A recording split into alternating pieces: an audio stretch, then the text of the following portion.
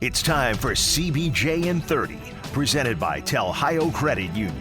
Find us on SoundCloud, Apple Podcasts, Spotify, Google Play Music, YouTube, and TuneIn. The easiest thing to do is tell Alexa or Siri to play CBJ in 30.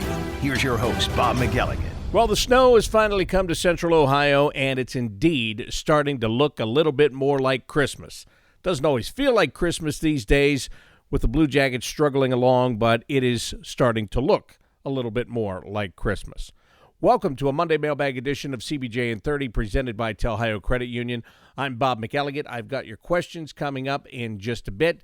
The questions that you have sent to me via Twitter at BobbyMacSports. And again, we're still searching for the positive here today. But that's the way it goes when you have a weekend like the Blue Jackets had. And it was, well, the week was good but not great. So not just a weekend, because there was really technically just one weekend game, but the week that the Blue Jackets had, good but not great. Started off great with a Monday win in Washington, 5-2 over the Capitals. The Blue Jackets playing one of their most complete games, I think, of the entire year in that one. Then they were off until Thursday, went to Pittsburgh, couldn't find any goal scoring, couldn't get anything going against the Penguins team that was without Sidney Crosby, Evgeny Malkin, Patrick Hornquist. Penguins packed it in, played good defense. Blue Jackets couldn't break it. They lose in overtime 1-0 in that game. Go to Ottawa for a game on Saturday. The Ottawa Senators, not a good team. They're a rebuilding team. The Blue Jackets are supposed to be a better team than they are. But what happened? Again, the Blue Jackets get down early. It was another game where an old familiar face came back to haunt the Blue Jackets. We already saw Artemi Panarin get the game winner for the New York Rangers. We've seen Sergei Bobrovsky come close to getting a shutout, but getting a win anyway for the Florida Panthers. And then on Saturday, Anthony Duclair scored the first goal of the game. Then he got the second goal of the game. Then he got the final goal of the game in overtime to hand the Senators a 4-3 overtime win. The Blue Jackets did rally in the third period of that game when they were down 3-1. That's the positive of it. They got a point in that game that they could have missed out on. But 3 games, I'm not counting Washington now. I am counting Washington. Sorry about that. 3 games, 6 possible points. They got 4 out of 6. And again, if you win 2 and lose 1, I just think to some extent, as dumb as this sounds, to some extent that would feel a little bit better than losing the way they did in Pittsburgh and then, losing like they did in Ottawa. I could have run the exact same overtime from both games. I could have taken Thursday's overtime, the recording of that game. I could have played it for you on Saturday, and I would have been right except for the names. One of those, the names have been changed to protect the innocent, right? But it was on Thursday that Pierre-Luc Dubois took a slashing call in overtime, and the Penguins ended up winning the game on the power play. It was Alexander Wenberg that took a slashing call in overtime on Saturday, and the Senators wound up winning the game. So history did indeed repeat itself in those 2 overtime periods. But again, you've got a lot of questions. I've got a lot of answers. Some of them you might even like. Some of them. Gets harder every week because your questions are harder every week. But I've got to be honest with you. So again, some of them you'll like. Some of them you might not. But that's really the nature of the Monday Mailbag. It's brought to you by HiYo Credit Union. At this time of the year, it's a good time to look into HiYo Credit Union because maybe you're looking for a little bit of extra spending cash. Or maybe you have a high-interest credit card that you would like to, get a loan and take away that high interest rate and lower it a bit and make things a little bit easier on yourself. Maybe you just need the basics. Maybe you need a checking account. Maybe you need a savings account. Whatever it is, you'll be able to find the help that you're looking for at HiYo Credit Union. You can go to their website, find out about them as a whole, find out about a credit union and why you should join. Also, you can find out the services that they have. Pretty much whatever you need to know, it's right there at tellhio.org. During business hours, if you can't find your answer, you can just go to the right-hand side of the screen. There's a live chat option. You click on that. Somebody will come up on your screen, and you can chat with them and get the answers to your questions. Or if you're out and about, especially with, running from store to store, there's a good chance you run by a HiYo Credit Union office. Stop in, talk to somebody. They would be more than happy to help you out. HiYo Credit Union is open to everyone in central and southwestern Ohio, and they are federally insured by NCUA. Okay, time to get to the good stuff here. Your questions sent to me on Twitter at Bobby Mac Sports. And again, I'm just going to sort through these things and give you my answers to these, and we'll see if we're still friends when it's all said and done. No, I'm kidding. The first question comes from Tyler Rattler. Tyler says, "Hey, Bob, in my opinion, this team is going to need a shakeup in order to lift them out of this funk. What players do you think make sense to move for some scoring forwards? I would look at moving, this is still part of the question, not me. I would look at moving Josh Anderson and Alexander Wenberg." Well, Tyler, I understand both of those. And by the way, there is I'm sure, a very large contingent of people that would say, well, you can't move Josh Anderson. He's just having an off year right now. He had 27 goals last year. He's a big body. He skates like the wind. He's a power forward. You can't trade Josh Anderson. And maybe those people are right. Maybe they're right. I don't know. All I know is that when you talk about trading, you've got to give something in order to get something. And the question I have with Josh Anderson, I have a few questions on Josh Anderson. Is he going to score 27 goals again? I hope so. Is he going to be a consistent power forward? I hope so. Is he, well, I'll tell you right now, and you know this, he got injured the other day, so you can't trade him right now. He's injured anyway. So take this off the table. But I was wondering if he was injured before that and trying to play through something just because the numbers aren't what they should be, what they need to be for this team. But here's another question that I have, and I think this is a legit question. And the guy is not close to being there yet, but I'm wondering if Eric Robinson could be that power forward that the Blue Jackets need, given a bigger role and more opportunity. Again, I don't know. I think he shows flashes of it. He came up with 2 assists the other day in Ottawa on the 2 Alexander Texier goals, and he looked good. It seems like they're always trying to find a place for him to fit in.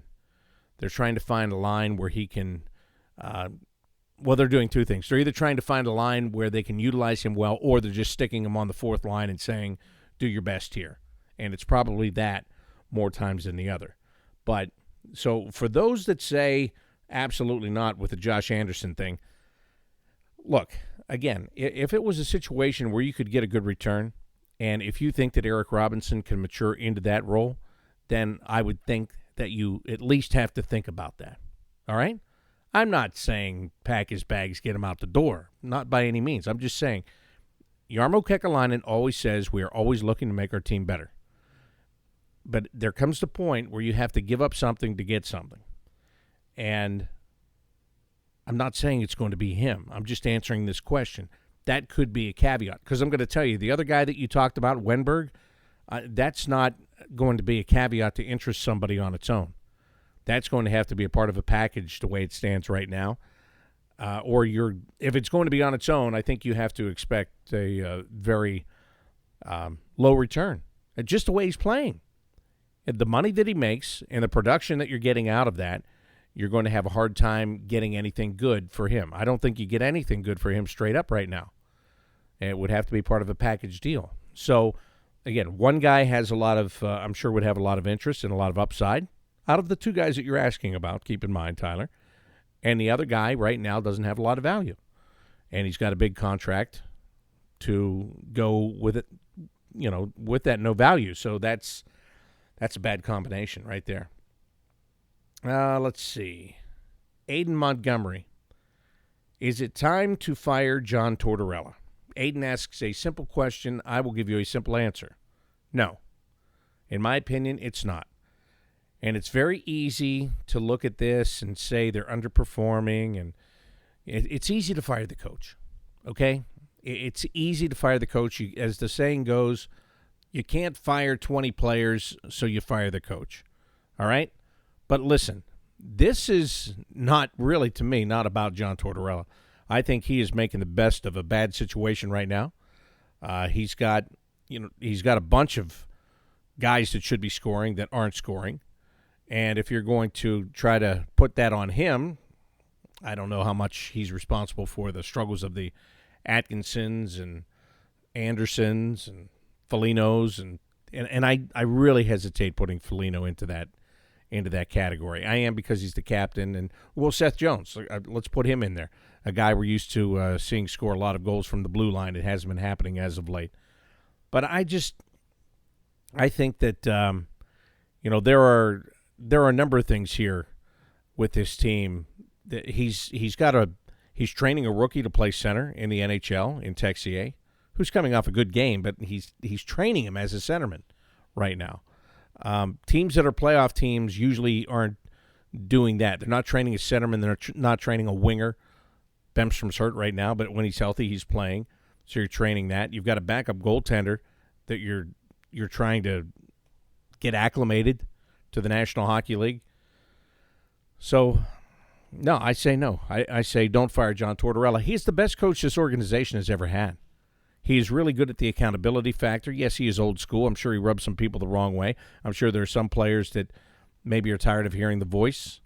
But the fact of the matter is, I think that, look, he's what this organization has left right now, right? I mean, the Blue Jackets draw their attention because of John Tortorella. He is the star. He is the face of the team, unfortunately, as it stands right now.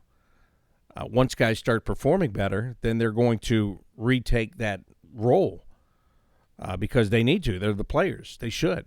But, right now with all the change that went on last summer and where this team is right now, I mean, he is the people talk about the Blue Jackets because of John Tortorella in this league, in my opinion, right now. So you don't fire him because of that, but you don't fire him because he's a good coach, because he holds people accountable. And I've talked about this many times before, and I'll just mention it right now, but in this day and age, there are a lot of people that don't like to be held accountable. There are a lot of younger people that don't feel that they should be held accountable or that it's not their fault.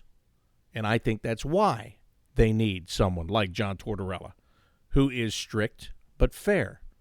And strict but fair has gotten this team into the playoffs 3 consecutive years. If it doesn't happen this year, it's not because he quit being strict or fair. It's not because he got more strict and less fair. It's just one of those things. It's just, the reality of situations. So, no, I don't think that he should be fired. Next question comes from Jody, who says, with all the overtime losses, do you think this could come back and hurt us later like it did a few years ago when we missed the playoffs? Jody, this team has so much ground to make up to think about being in the playoffs right now. They need the points. They've got to take them one at a time. I mean, the alternative is to get a big fat 0 there, and they cannot afford that. And if you look at Thursday and Saturday, they were lucky to get the points. Thursday's a different thing.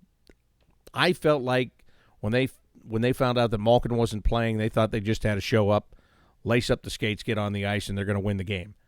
Pittsburgh didn't think that way, and that's why they won the game. But you don't score 0 goals and win games. You don't. I mean, that's a fact. You can't even score 0 goals and get a tie anymore like you could back in the day. So I'm not worried about them losing in overtime and missing on the second point right now. I'm more worried about them getting something out of a game. Here's a question from Cam, who says, I understand tanking isn't what anyone wants, but can anyone deny what a good thing adding a top prospect to the team would be? Has your mindset changed at all about this team getting into the lottery and getting a top prospect or not? Listen, when I was asked before about this, I said I don't want to talk about it because it was early in the season. It was early doom and gloom and all that stuff. Could this franchise use a top prospect that has offensive skill? Of course. Do you want to miss the playoffs in order to get that? No, I don't think you do. I don't. And when you're asking me about changing my mind, look, it's still not even Christmas. I'm still not going to sit here and say, yeah, just blow the whole thing up, and let's see how many we can lose and get a top prospect. First of all, nothing is guaranteed, and you alluded to that when you used the word lottery, because just because you look, the Blue Jackets, they finished dead last in the league before, and they lost, and they dropped down a spot. Thank God the Edmonton Oilers made one of the dumbest moves in history by taking now Yakupov and leaving Ryan Murray on the table for the Blue Jackets because it prevented them.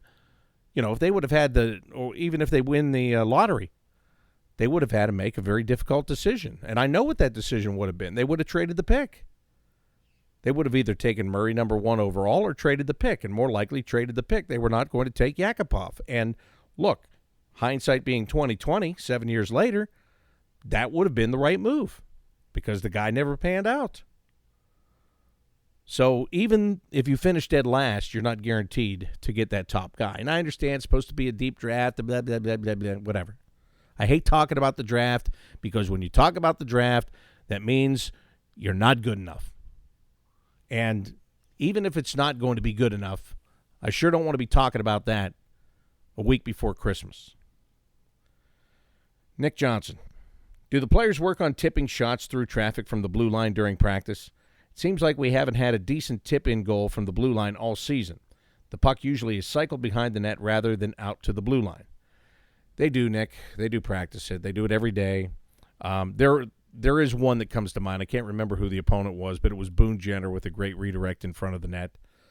I think he had one in the game, and then he almost had a second one. So, and it's, first of all, you got to go to the front of the net. So they practice it, but then do you practice, or do you preach what you practice, I guess, in this case? Do you do it during the game? Boone Jenner certainly does. He's one of those guys that goes there and tries to get it done. But, yeah, they do practice it. Does it happen as much as you'd like to see it? Probably not. But then again, sometimes the game does dictate that. Sometimes it's really easy to say take a shot from the blue line and get a tip in front, but usually there's at least one of their guys, if not two of their guys, between you and that guy standing in front. So, sometimes you got to have it's a lot harder work to get it there than it looks to be to you or I. Next question coming in from, I got some fun ones here, but I don't think I want to go fun ones yet. Not yet. Jason Scope. We'll get the next one. Do you think the leadership on the team has difficulty connecting with the younger players? Seems as though there's a lack of cohesion. What's your opinion on that matter? I don't think that's the case. The only problem with the leadership on this team and the difficulty they're having is putting the puck in the net with any consistency. Cam Atkinson gets a goal in Ottawa on a breakaway. They had to review it, but it was a goal. It was a good goal, and it was a nice move. He had 2 other chances in that game and couldn't capitalize on them. That's not the Cam Atkinson we know. We're used to seeing Cam bury that puck. He has a hat trick in the game if he capitalizes on those chances. He and Nick Foligno go in on a 2-on-0. Nick gives him a good pass. Maybe he's in a little bit deep, whatever. He hits the side of the net with a shot. Then he gets the breakaway in overtime, could have ended the game, got them the second point, and he shoots it into the goalie.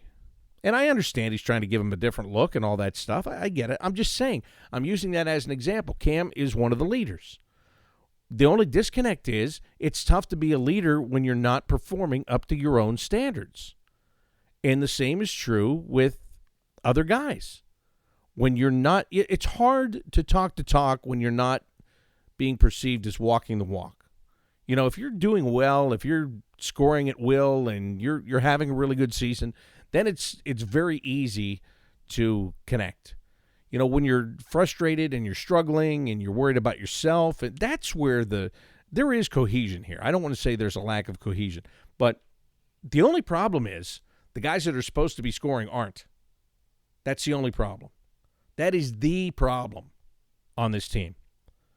The goaltending hasn't been a problem. Well, half of it has been. I'll address that in a minute. But Jonas Korpisalo has played just fine. I think he has supplanted Sergei Bobrovsky, and if you think that I'm nuts, I'm going to tell you this anyway. I think he's supplanted him as a starting goaltender seamlessly. Now, that was a little bit bumpy early, but I think that he has proven that he can handle that job. And he can do it for a hell of a lot less money, which is key. Okay? So that's been fine. But the guys that are supposed to be scoring goals, again, Anderson, 27 last year, 1 this year. Atkinson, 41 last year, and still under 10 right now. Dubois hit 10, but he's struggling to get above that now. He's been silent for a while on that. Foligno, I think we still put a lot on Nick Foligno when it comes to scoring goals. I don't think he's going to score as many as he has in the past, just because of his age, the way the game's changing, all of that. He's still a very valuable piece to this team as its captain, as a leader. And yes, he does need to score more. There's no doubt about that.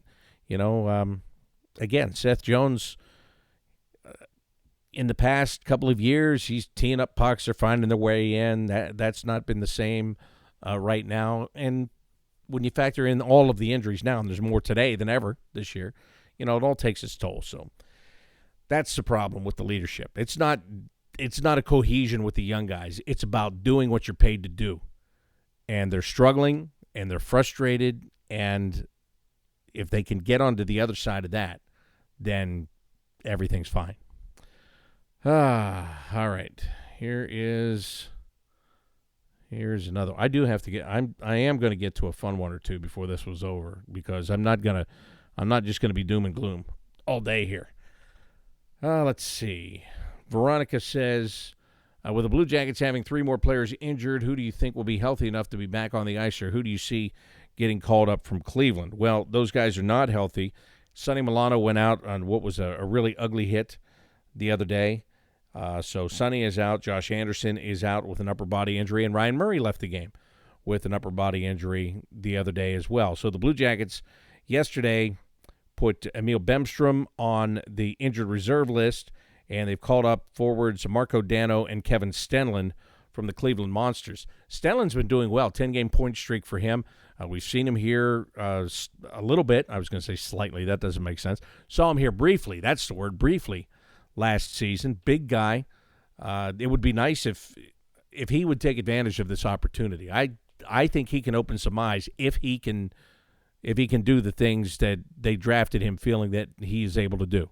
I think this is a good opportunity for him. Marco Dano, I'm not nearly as excited about that guy as many of you are. But anyway, he's here. I hope he does well. He's a nice guy. The next question comes from Chris Denman. Would you agree it's time to move Elvis to Cleveland long-term, maybe for the remainder of the season, so that he can play as many games as possible, then try to bring in a veteran backup on a short-term contract to only play on nights when Korpisalo needs a break? That's one Elvis question. Here's the other Elvis thing I have from Scientific Goalie. It says, Elvis does not equal NHL ready. When do we see a new goalie in the backup position? We've gone through this before. I don't know where you expect to get somebody right now. Okay? There are other teams and teams that may be in a better position to make the playoffs today that are looking for backup goalies. So that's going to be a tough one. All right? Elvis. Let's get to Elvis. He got pulled after the first period the other day in Ottawa. Here's my concern with Elvis. It's not even no wins. It's that I think it's starting to compound on itself. And what I mean by that is, look at the last couple of starts that he has made. All right? First of all, he gave up a goal on what was a shot number? The first save that he made the other day looked like, oh my goodness, this guy's not ready to play. He gave up 2 goals on 8 shots in the first period. So, and the first goal by Anthony Duclair was really, look, I know it's a tough position playing goal, but my goodness, that one would have been nice to see get stopped. But in his last couple of games, listen, against the New York Islanders, gives up a goal a minute and 18 seconds into the game. Against the Florida Panthers, 18 seconds into the game. And against Ottawa, 2 minutes and 16 seconds into the game.